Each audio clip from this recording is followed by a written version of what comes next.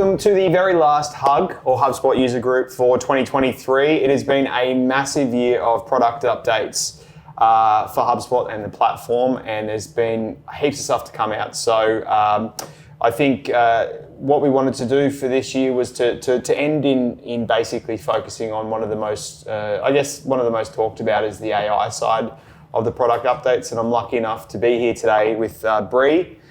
Brie's one of the strategists here at Neighbourhood and has been at I don't know how long you've been Nearly using... a year.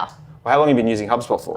5-6 years now? Five, 6 years. Yeah. So you've seen it, well, not from the very start, but pretty close from when things started to change, when I guess Brian Halligan left and things started to change a little bit. So today I think what we're going to do, we're going to go through, I think, some of the AI features that I think that are going to be beneficial and see what Brie has to say about them. We'll talk about what AI is generally overall and I guess how those new tools can be used day to day. And I think last but not least, there's a few things to be mindful of in best practices when using AI as well. We'll give some of our thoughts on using it as well. I think people can default pretty quickly to be like, hey, this is going to take someone's job. I think that's a myth, which we'll sort of deep dive into a little bit more. But generally, I think what we want to try and do is at least try and educate you guys on how to use the tools best within HubSpot as well. Now, just to be mindful, if you've got any questions on this HubSpot user group, make sure that you use the chat there. We'll be manning all the questions and we'll be answering those questions. Any questions that we can't get to right now, we'll reach back out to you and email you through them and obviously put them in the description on the YouTube channel too. This will also be recorded. Well, it is recorded, surprise. So if you guys need to share this as well, just make sure that you will, there'll be a YouTube link that we can send through as well in regards to the recording. Beautiful. I think that is housekeeping all sorted out. Just to be mindful as well, we've got a couple of HubSpot user groups coming up for the new year in 2024 as well. We will publish those and email them to you for the January and February events. But mind you, if you've got any topics that you'd like discussed, again, use the chat feature below as well to, make sure that we can cover them. If we get enough people talking about them, we'll do them, might as well. There's a lot to cover. So Brie. Yes. How you going? I'm good. Good. How are you? I'm good. I'm really good. Keen for Christmas holidays, I'll tell you that Absolutely. much. So I guess, did you want to sort of generally, probably just from an overview perspective, like what this AI stuff is coming in? Like, I think there's a lot of misconceptions around what it is and what it isn't.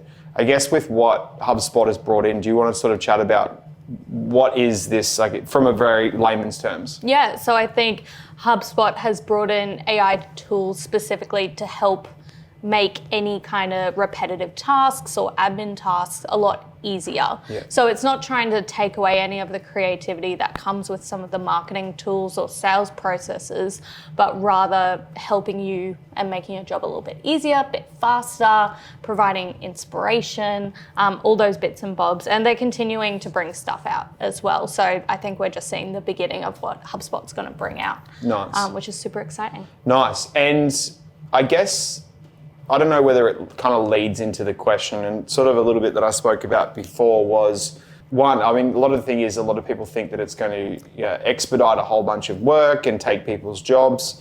What are the AI enhancements? You say it can bring a lot of that stuff. Like, what does it actually do?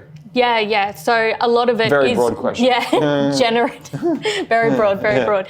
Generative, I guess, is a good word for it. Yeah. Some of the things I like to think about is, shorter tasks like, email subject lines, like getting that done and out of the way, taking your content you've already written and created and creating a short version of that. And, those things can take a bit of thinking, a bit of time. Even though it's the last bit and seemingly the easiest bit, it's nice to have a bit of a helping hand sometimes. Yeah.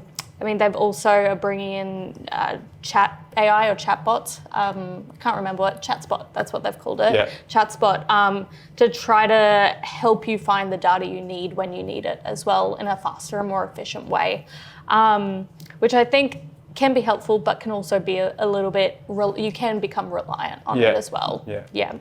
So I guess moving on to the next point is, so I can basically put in a prompt and it's going to write anything it wants for me. Yeah. So straight away, I'm going to say, hey, then I don't need the market. Well, I probably need the marketing guy, but all the content writers, I don't need anymore. I don't need anybody to write my social posts anymore. I don't need anybody to write my blogs. I don't need anybody to write, anything within the organization. Is that true? No. No. I think a lot of people have been introduced to AI through ChatGPT. Everyone knows it quite well. So we've discovered this kind of landscape where it can do anything and just generate anything we want. But I do think there's a bit of a boundary of when we should use it and maybe when we shouldn't use it as well. So for example, I find it very useful, specifically the HubSpot AI in terms of creative, to get a bit of inspiration to help guide some structure as well when it comes to creative tasks like content writing. But it does mean you're missing that human element as well. So when something requires specialized human knowledge or human emotion, it's going to take that out of it as well. Also, I guess it's not a replacement at the end of the day. It shouldn't be viewed as a replacement. It should be seen as a support tool, similar to crutches when you break your leg, it makes life easier. I don't know where that came from. I think about that. That's how you're supposed to use it. You're not supposed to replace your leg. Okay. Yeah, I think to your point is that give it a go. I think give it a go as well. Like if you're out there, and there are a lot of tools out there, I guess the ChatGPT integration with anybody's platform is there. And I think that if you just go through and use it to write blogs and then just basically tick off and move on, I think that people are going to catch on pretty quickly that the level of content is just jargon and it's just nothing. Yeah. Like before prepping for this hug, we were going through some of the features that we were liking, and HubSpot's blog writing feature is great, but if you read through it, it's almost at I wouldn't say a high school level, but it's the idea. What you're trying to say is that it does bring ideas and content there, so you can actually start to play with it a bit. Yeah, and build off it. Yeah. And the thing is, it's not going to bring in your tone of voice either. No. I feel like a lot of AI content is quite just broad and general. If your company's, a little bit more funny or humorous, it's not. It feels very forced if you asked it to be funny. Yeah. Sometimes it creates some very funny things, but not all the time. We'll say ClickUp AI it makes it very funny. Yes. But, so I guess that kind of brings us to a bit of an introduction in regards to what it is and how to use it. I think that the one thing to be mindful of to take away from this is that you shouldn't just solely use this to write 1,000 blogs. You can do that. It's going to be crap. I think it's going to be crap. So I think that what we want to try and do is at least go ahead and get you 50% of the way in regards to research. A lot of the stuff that we'll show you today specifically for blogs as well is really taking that keyword research, indexing and having a look at all the other people that are within the top 10 of the Google search engine rankings and basically working out, hey, what do we need to be writing as opposed to with all of these guys in the top 10 too. So if for me, we've been writing content scripts, video scripts, blogs, social, I think for us, it just allows us to do either a higher volume in that same period of time in what we were doing, or we can then now do the same level and have more time within our day. Yep. So it doesn't replace it for Neighbourhood, No, but what not. it does is it definitely expedites that whole big process. And we've been using AI before, I guess ChatGPT even sort of came out. There were two platforms, the Avoma, which is we use for our transcribing for our video calls, but then also Phrase, which is a really great one too, that they kind of jumped on way before ChatGPT sort of took off as well. So for us, it just helped us get better rankings for blogs quicker because it gave us all the information we need to write that blog. Yeah, I think that's actually a really good point because we're talking about rankings and SEO, but you still need to have that knowledge of how SEO works in order to use it effectively. You know, you can't just type in a keyword and hope for the best that it'll just pop up something. It may not be relevant, it may be taking something else. I've had that happen to me a couple of times. So you still need to know what you're doing before you do the thing. It really just helps save time so you can get more done at the end of the day. For me, what you write is a reflection of your business. So if you just smash it out and don't give it any thought, people reading it will have a direct reflection that that's the kind of company you are. So when we're writing content specifically, and I think we're going down the content route with the AI, is that we can go ahead and spin up so much content that we want, but what we want to try and do is think of the customer at the end of the day is like, what content is this serving for them? Like, what is that helping? And in our aspects of, you know, HubSpot and supporting people onboarding with HubSpot, it's that when we write something specifically, it's like we need to think in the brain of somebody that needs help with HubSpot to be like, what are they looking for specifically, and writing it specific. And I don't think AI is going to, unless they bring it out in, you know, in the future to say, this is my audience, this is the person, this is their age, this is their pain point, this is where it is. Then this is the keyword, and it's a pretty big process, but at the moment it's being very broad. So it's assuming that you're kind of not necessarily very skilled. And it's even if we try to go, I think we're writing a blog at the moment with auditing your HubSpot account and things like that, is that we spun up a whole bunch of stuff and it's very broad in general, but we need somebody that's, you know, skilled within HubSpot to be able to be like, hey, let's actually, that what they're saying doesn't really make too much sense. You need an expert to come in and write for that. Absolutely, yeah. And I think that, because, I mean, AI kind of grabs it from its own, you know, large database or something like that. And there's only so much knowledge it can grab from versus someone who's, you know, sat with a tool or with a subject for so long, and they know the ins and outs of it, and learnt from people, you know, above them, below them, wherever, that the internet just doesn't have. Yeah. All right, well, we named this, but we're going to dive into, I think, we're going to tackle 5 of the tools that we think are going to be most beneficial, I think, with using HubSpot. We'll do a screen share as well, so you can kind of see that as well and play with it. Again, if you jump in the comments below, write your comments, we'll answer your questions as we're talking. But if there's something specifically that you'd want to see, or got any questions about sort of support around, you can always use HubSpot support in the, if you're a pro and above, the purple right? speech, the right, Yep. that right. On the right, yep. That's which is going to be your left. Should we also talk about our AI policy as well?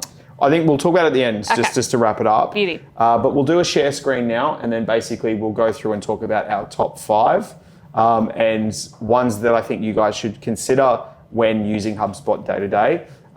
So we'll get started and we'll get Brie to drive the wheels of steel here on it. Absolutely.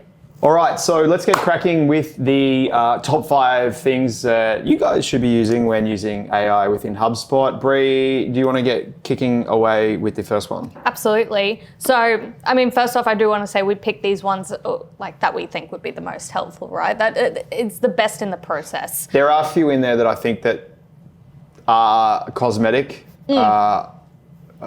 Holding my tongue a bit. There's some there that I don't think that are hugely beneficial. These 5 I think that could be used day to day, in my personal opinion. Absolutely. So, yeah, definitely. So the one we're going to start with is the email subject line generator. So there is a content assistant within emails itself, which can be helpful if you kind of want to expand or shorten or reword something. But generally, I would say, use your own guidance and content writing experience to write your emails.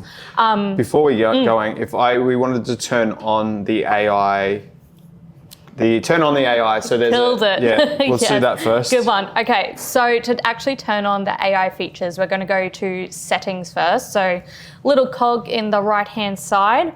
And if you scroll down the settings menu on the left-hand side, you'll see a new thing under tools. It's called AI assistance right at the bottom there. We're going to click on that. There's going to be 2 big old buttons that you can switch on. So the content prompts is anything to do with helping you with blog and website writing, things like that. And then the customer analysis piece is, I believe, a part of the ChatSpot piece. So it'll help you create summaries of your contacts and companies. So I assume that the customer analysis is taking the data from your customers, where the content prompts is more about your company. Yes, yeah, absolutely. So you're going to switch both those on. It will get you to agree with the terms as well, and their AI usage policies and we'll stuff like that. talk about what those terms mean at the end of this as well. Yeah, perfect. So you're going to switch that on and both of those on. For this one, we actually only need the content prompts, the first one on. But if you want to test all the tools, I would recommend turning both of them on. Yeah. So that's how we turn them on. But yes, we're going to be talking about, like I mentioned, the email subject line generating. So I don't know about you, but I usually find when I get to that point, everything I've just written goes out the window. Yeah. I'm like, how do I summarize what I'm trying to say quickly, but also capture, the person's attention within their inbox. So I have just done up a bit of a test email here, and I'm going to go in and edit this email. I've already done the content here, and it's important to remember that the content should be done first before you do this, because it's going to analyze the content and what you've written and then generate something based on that. So we're going to go into the settings. And then down where you see subject line, there's a couple of bits and bobs here. We've got the emoji face, the personalize, and then the new one, which is the generate. So if we click on the generate button, it's just going to start doing it for us. And you can see here, it's generated a couple of subject lines for us. We've got 3 here. Now you can insert the one you like straight away, or you've got a more like this button. So if you really like one of them, but it's just not right just yet, you can click that one like this, and it will try generate some more that's similar to the one you liked. Or you can just generate new ideas and start from scratch until you get one you like. Now, like I said before, this is a tool. So you could insert one of these generated subject lines and tweak it. Add emojis, add what makes your brand your brand. To be honest with you, it's probably better than what I'm personally like. I don't like writing. I mean, not that I like writing, but I'm like, that would have been better than what I would have come up with anyway. Yeah, so that's the first one. I think that's going to save a lot of people's times, especially when you've just spent all this time writing an email and now you have to come up with some more content to capture this person's attention. Yeah. So that's tip number 1. Nice. And like, you were sort of mentioning while we're in here as well, if you wanted to duck into the email just while we're here. Yeah. So we'll have a look at the prompt. So I've got this little fake email up here. So basically to use the content prompts and the content AI, there's 2 ways you can do it. You can actually highlight the text and you'll get a little lightning bolt that will pop up, and you can click that. And you've got a couple of options. You can rewrite it, expand it, shorten it, or also change the tone as well, which can be helpful if you're sending more of a serious email maybe, and you don't feel confident in the way you can, come across like that. So that can be really good, come across a bit more professional. Or you can click up the top here where all your what would you call them? All your options are for the email, such as fonts and stuff like that. You can go straight to the AI content assistant and you can straight away generate a paragraph or a heading.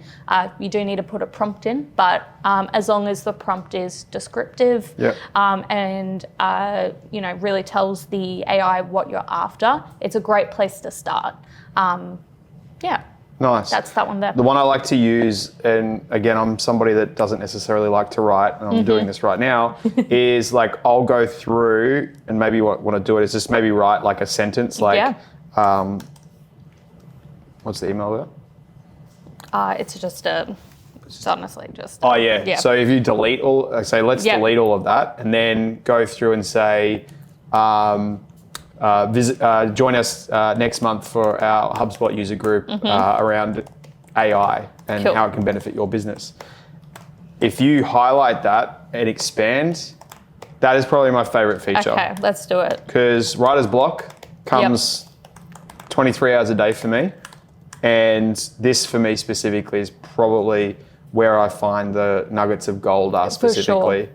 All right, it is expanding. Oh, beautiful. It just wrote an entire email for me. And then so you can then go into those, delete them, but then also like highlight what they've done in that as well, and then even go through and rewrite, shorten, or change the tone. Yep. So exactly. Yeah. So let's change the tone. So David, we've got your job sorted out now. Yeah. No more email writing. Yeah, let's make it heartfelt. Awesome. Heartfelt tone. There you go. Please mark your calendars. There Please, guys. And then, so some of this stuff is like, we write in a conversational tone. The AI will never pick up on it, like the way we write, because it's just like super professional or super daggy. Yes. It's just sort of like, it's not in the middle where you would have like, where a human would write something specifically. So. And there's the other thing of certain Australian or Queenslander colloquialisms, I can't say that word, but you know what I'm saying, that just AI just doesn't know about because they're human, so things that we might want to say that help show our personalities and how we speak just isn't available, like this. And when you're writing an email, you want to come across, you want to be a human to connect with that, emotionally connect with that person on the other side. So super important. Nice. Whereas the subject line, that's just capturing their attention, playing on the emotional heartstrings a little bit, but it's the content of the email that needs to be really human at the end of the day. Nice. So to recap, AI can assist you to write the email. Then when you're kind of happy with the content, you can change the tone, you can shorten, you can expand, and you can also rewrite. But then once you're done with that, we can go to the subject line editor and we can actually go through, and based on what was written on that email, it will then provide us with suggestions on what the subject line should be. Spot on. Now, subject lines are the number one thing to try and get opens into an inbox. So the intent for it is to be inquisitive enough to somebody to wanting to open more. And different businesses, you might have a small or a large user base, is that I think that try to explain what the email is about, but have them wanting more about asking, hang on, what is all this about? Yeah. But don't be scammy. No, don't be scammy. Don't be scammy, yeah. Cool. All right. Beautiful. So that's the 1 out of 5. Tip number 1. Which I think is going to be beneficial to everybody using HubSpot. And if you're not sending emails, like newsletter, you should. It's free. You're paying for it if you've got. I mean, even with the free account, you get free emails. So you should be sending emails as not as often, but at least every month within the newsletter side of things. I would agree with that. All right, number 2. Number 2, we're going into the automation side of things. So we're actually looking at writing descriptions for our workflows. So when I'm doing workflows for a customer, automation for a customer, or even teaching them how to use it, I always say make it descriptive, also for the actual name of the workflow, but also try to put a description in to explain exactly what it does. And that can be hard sometimes. It can be really hard to explain what a workflow does. And so what HubSpot has done is added an AI tool that does it for you. So it'll have a look at the actions in a workflow and turn that into words. And that really helps with maybe, new people in the business or someone trying to find a workflow or trying to figure out what it does, especially when they get a bit complicated sometimes. Well, at the same time as well, I think our account's 9 years old. So there's a lot of workflows in there. Yes. And there are people out there, and we see it quite often, that would just give it a really crappy title. And you're like, what does that even mean? And because they've come up with some really harebrained idea for naming conventions, or it hasn't been processed properly, is that like, what am I looking at here? Exactly. So if people leave the organization, then it's like, what does this even do? Yep. What's this property? What's happening here? So I guess, again, with what we spoke about at the start is that it just expedites and cuts down the time to understand or to get something out. So this is kind of, sounds like that's what it's going to do. Yeah, so I've already set up a workflow for us to look at. So we're going to go to automation and workflows. And we're going to click in as if we're editing the workflow. So I'm going to click edit actions. And this can be done when it's published as well. It doesn't really matter. But to get to the actual description, what you're going to do is actually click on the title of the workflow up the top. So this can also be done when you're naming your workflow. But if you're going to do the description using AI, do it afterwards so it can actually view all the actions you've created. But you'll see this new button that says generate with, once again, the lightning bolt. I'm going to click that, and it's come up with a description of the workflow for me. So it says updates the category property to an empty value and then updates it to an existing subscriber for any contacts who submit the HubSpot test form. So we've got that, but let's have a look at the workflow itself. That's pretty good, hey? Yeah, we can see the enrolled people are anyone who filled out the HubSpot test. It clears the category property and then sets them to existing subscriber. So it's explained exactly what it does. So now you can go in there, be like, what has Brie created, and know straight away. That's good. It's also viewable on the workflow, main page where you've got the list of it. Yeah, the index page. So I would say make sure you've got it should be there by default, but the description column there. Let's just do that. Have the description column up, and I would say, honestly, generate descriptions for every workflow you make, because it'll save a lot of time and you don't know when someone will need it. So I guess, so that's going to help. I think, have you got any tips? This has got nothing to do with AI, but like naming conventions and stuff, because like, have you got any best practices when it comes to like naming workflows? Because, well, using folders other than that, but like, have you got anything that you would recommend from like, I think everyone who works with HubSpot has their own way. My personal way, I describe the goal. So I always say before going into creating a workflow, you want to figure out what the goal is, what's the end goal, and then I usually make that the naming convention. So for this one, I would say update category property for X form submissions, and you could also put at the front the actual area. So whether it's marketing, operations, and admin workflow, that's just doing something behind the scenes, not necessarily doing any communications or anything. So categorizing it and then saying what the actual goal is. Instead of saying maybe the action, I think a goal-based name really helps. Nice. Here's a little nugget of gold too for those that might not know. There is at the top, a third across at the top is goals. Now, I often find that a lot of customers don't necessarily use this as much as they should. But here's a little thing is that obviously when a contact goes through a workflow, it's there for a purpose and a reasoning. Most of it might be from a RevOps perspective where we're going through and it's just helping process, internal communications or processing or data, But when we're looking from a perspective of external or nurturing, there might be a thing that we're trying to nurture them to try and book a meeting with the sales team, to download something to move down in the funnel to become an MQL or something along those lines. Is that once they become that, some people might do some pretty crazy if-thens to say, if they did sign up, go here, if they didn't sign up, go there. But using the goals tool, if we set what the goal is for that actual workflow is, as soon as they do that, it will unenroll them from it. And I don't think a lot of people know too much about that. It's often missed. They think the goal's there just from a reporting standpoint, but what it's saying is that once it's reached its goal, it will remove them from that workflow, but it will also provide you the percentile on what's converted for that as well. So if you're not using the goals in that, there's a reason that they're there, and the biggest reason is that once it reaches the goal, it's removed from the workflow. So have a think about that. And I think that it's good to note that's different to like a suppression list or suppression filters as well, because that's stopping certain people from actually going into the workflow versus unenrolling them once they've hit the goal you've wanted them to. Meet the criteria. Yeah, exactly. Nice. All right, so that is number 2 done and dusted. Probably moving into social now. Yes. Socials and blogs. Nice. All the content.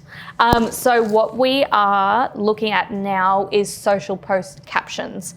And I think I want to preface this one by saying this is a great example of where it should be used as inspiration and not so much as a replacement. Yep. So before you're doing any of this, it's good to think about, your tone of voice, who are you talking to, how do you want to come across? And like you said, these people are reading it as you as a company, and they will be able to see through it if you're continuing to just do a very non-human AI social post.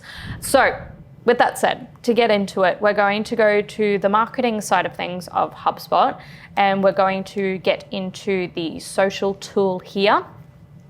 And just to get started, you're just going to click on create social posts. So big orange button over here, close down the tutorial. And it's very similar to the blog that we were talking about before. It's got the little AI assistant in the bottom here to create your draft, and it's going to give you a place to put your prompt. So what do you think we should create a social post about? The Hub, Trav? probably the Hub? Hugs, yeah. The upcoming HubSpot user group about AI. Yep. That's a good example.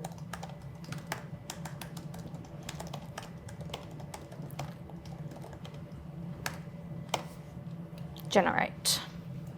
All right, it's going to do its thing. And it's come up with a nice big social post here. It's got emojis in there as well. Yeah, I noticed that.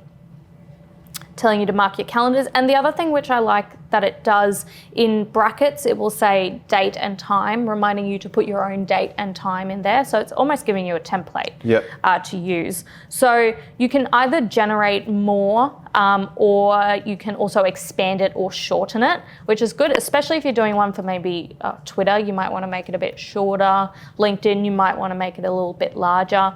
But once again, if we insert this and look at it, we do want to read through it and make sure it's meeting our needs. A tone of voice. Of voice, all that, yeah. So that's quite a simple one.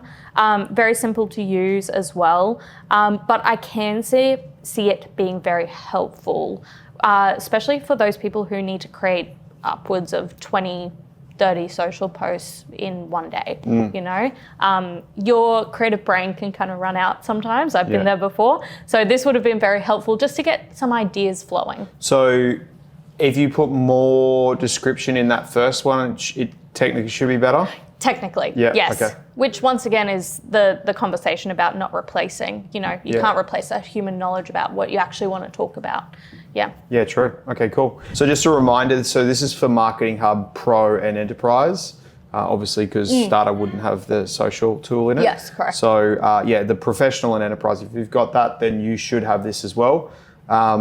If it's currently, this is in beta at, December at the moment? Yep. So if you don't have it, Brie's going to quickly show you how to turn on the beta if it's not in your account. Mm-hmm. Did you want to quickly, I know we're segueing a little bit here, that's okay. I think it's a good point. If you want to take to the products area just to sort of turn on some of these beta features. Absolutely, yeah. And I think this is just a good note in general to always be jumping in here and having a look, because you'll always find some new gems that are very exciting. Yeah. So we're going to go over to our settings on the right-hand side and click on the little drop down.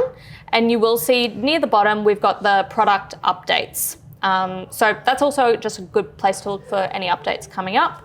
But down the bottom here, you can see we've got early access on the left-hand side and then betas. So we're going to click that. Now you can read through these. You don't have to join all of them, but read through them, see what intrigues you or what would be helpful for you, and you can click the join beta button. Yep.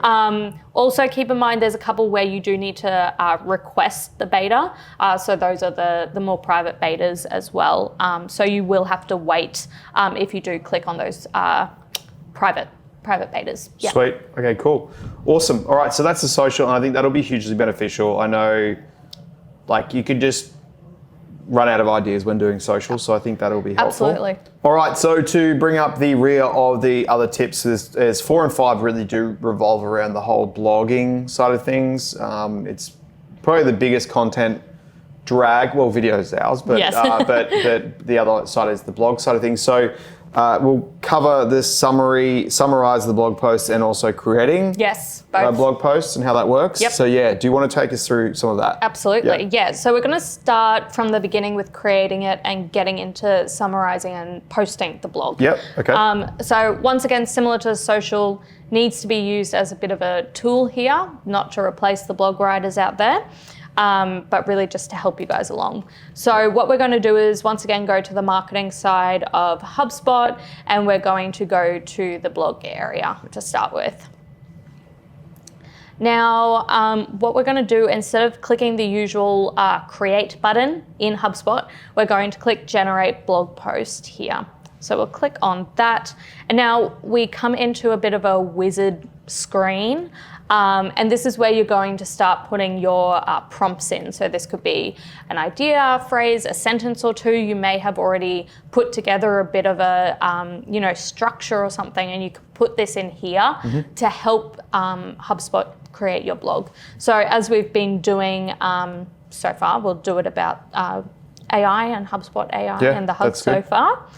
So I'll just type this in.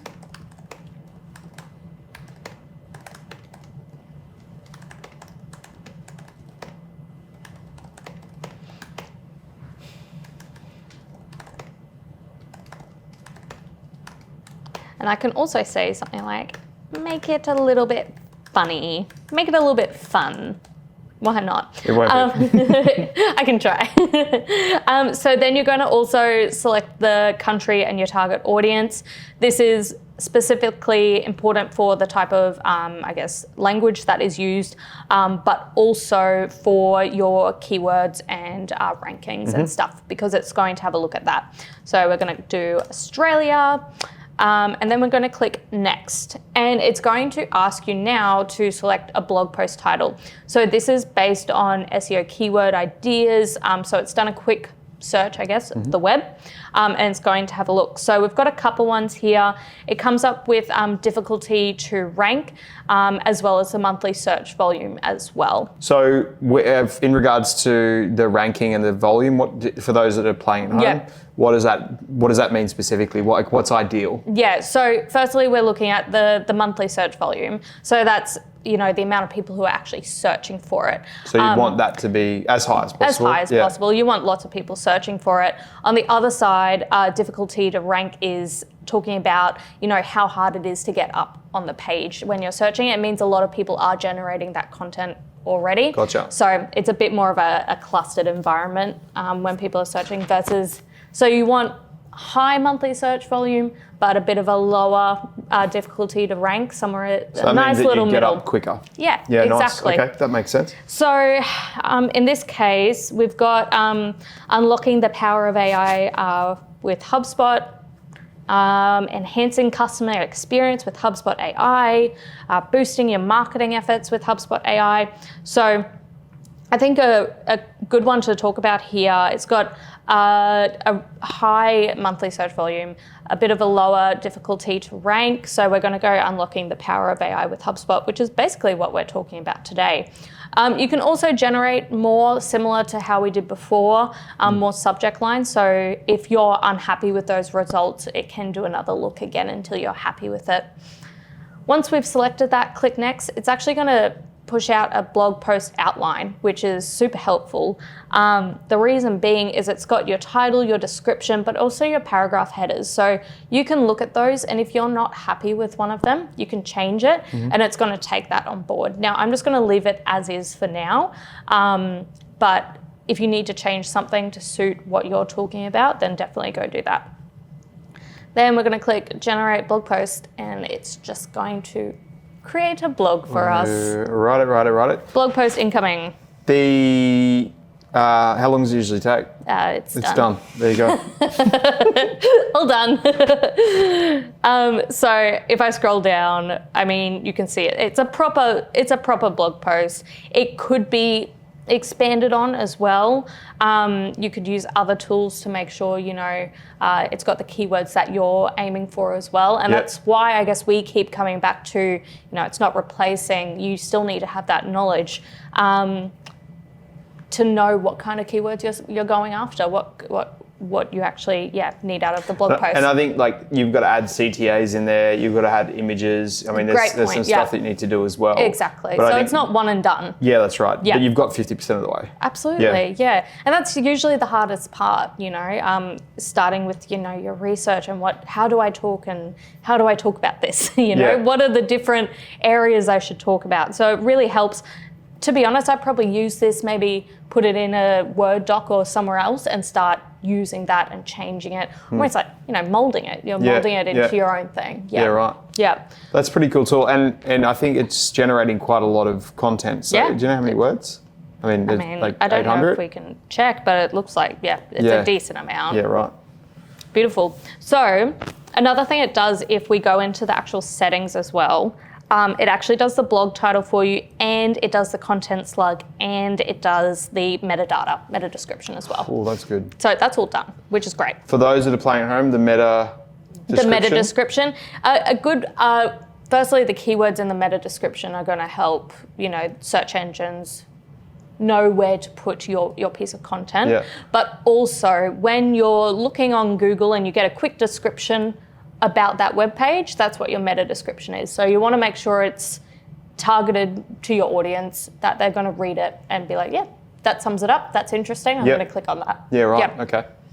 Very helpful. Awesome. All right. So, let's just say I have gone away and made this all fancy with good tone of voice, makes sense for my company.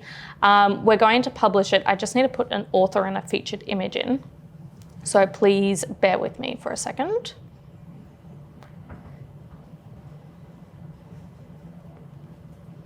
Okay, so I have just published it, and what we're going to do is actually just go back to the editor, exit out of that. In order to do this next bit, we basically want to go to the details side of things, not the actual the content editor, but rather the details. So we're quickly going to we're quickly going to go into the details tab of this blog post. And on the right-hand side, there's a new drop-down called Promote. And you can click Create a Social Post. And what it's going to do is basically summarize your blog content. So in order to do that, you go through the normal promote, you click on the little lightning bolt again, and then there'll be an option to say summarize blog content. That's cool. You want to click that, and it's just going to summarize it for me. Once again, use it as a tool, so I can quickly summarize it and then go in and edit, change it, make it fancier. To be mindful, and I was just doing it here as well, it's using American terminology, so making sure, I guess, if we're in Australia, just making sure that we're using S's instead of Z's. Yes. How to tell if someone's been using ChatGPT? They've got Z's in their writing. Yeah, cool. So that's 4 and 5. So creating the blog post and then promoting your blog post, both with AI. So it's basically start to finish kind of process. Yeah. Nice. And I think, I guess, taking all of this, like they're the 5 that we'd probably focus on. So if you're dipping your toes in the water and you haven't been using it and you think you should be, they're 5 of the things that we think that you should really get started on. There are a bunch of other tools that you can use that, there's one coming out, the Chat AI, which is going to be in Q1 next year, I believe. That will take everything from your knowledge base and then also pages and start recommending things and linking out to specific. If you use the chat support for HubSpot, I think they're using it themselves. Yeah, I think so. Yeah, I'm very excited for that one. Yeah, so I think that, there's a couple that I would sort of use, but they're the 5 that I think that I would start on. Absolutely. Before we close out, again, if you've got any questions before we wrap up, use the chat below. But I guess we have a AI policy here at Neighbourhood, www.nbh.co/AI. We worked obviously with Remington from Impulse Creative. He's obviously written one as well. He's in Florida when we're over at Inbound over in Boston.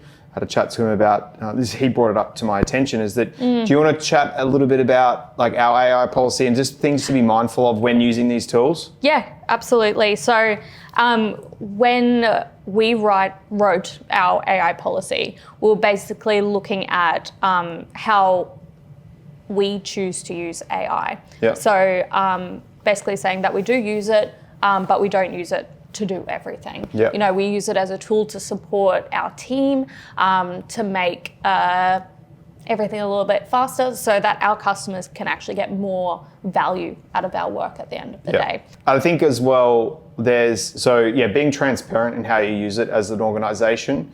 I think for us specifically, where we have to create content and things like that, it's really important to be transparent with that side of things. The second part, and if you're sharing your screen, if you go to settings and the cog again down to AI assistant, you'll notice that there's a little box tick at the top there. Now that box tick, you can just tick that and that's fine. But just be mindful that there's some terminology in there that you need to be mindful of. Is that when you're entering in this data, it's actually using ChatGPT as the engine to essentially do it. But it might be worth reading some of that as well. I think that one thing to be mindful of is that if you are using this AI stuff, is that you are sending that information to a third-party platform, and that third-party platform has that data. So when using it, I think for general things like topics that we've spoken about today makes sense. But if you start throwing things in there about my company made X amount of revenue and I want to do X, Y, Z, or do something along those lines, just be mindful that this data is attributed to the company. Yeah. So ChatGPT is saying Neighbourhood has sent a prompt to say that they've made X amount of money. I'm not saying that they're going to do anything with it because who cares, but they have full access to have a look at that data and to basically go through and view it and do whatever they will with that data. Yeah. So what I'm saying is that just be mindful of what you're putting into the universe when you're writing these things, because if you are using the AI tool within HubSpot, you are giving a third-party company that information. Now, most of it, again, like I said, doesn't matter. Some of it might matter, and you just need to be mindful as an organization how you're going to use that. Yeah, and I think your data is important, but also putting your customers' data in there. Be mindful of that. Any just sensitive information. Just be mindful. Like you said, they're probably not going to do anything with it. No. But at the end of the day, it's something to think about. Yeah. That's all good. Cool. All right. Well, I think that wraps up for today. I think we've covered, what was the recap? So we've done email subject lines. Yes. Social posts, workflows, and blog posts as well. So if you can't see these inside your portal, then go through, as Brie showed you, into the top cog, down to product updates beta, and then click on the ones that are necessary for you. Yes. And if you've got any more questions or anything like that, feel free to reach out to us and reply back to the email that this is sent to you if they're recording. And I just want to say a big thank you to everybody that has attended the Hugs this year. I think we missed a couple of months there. I think we were just a bit busy there and trying to get through. But if there is anything specifically that you want us to cover or you want us to deep dive, I think collectively I've been using HubSpot for over 9 years, Brie for over 5. There's a whole bunch of knowledge in this office. And this is a free service that we can go through and provide as much information about it. So if there is something that you want to sort of cover or want us to cover, make sure that you get in touch with us. But on that, we will have an event which will be sent out into this email. It hasn't been firmed up just yet. We haven't got all the creative or all this stuff just done just yet. But we'll make sure that gets sent out with the recording of this hug as well. But thanks, Brie. Awesome. Thanks for coming. Thanks for having me. Thank you. Have a very, very safe Christmas. Make sure you turn off, close the laptops, and try to get some downtime as possible. And we will see you in 2024. Big thank you. See you guys. Bye.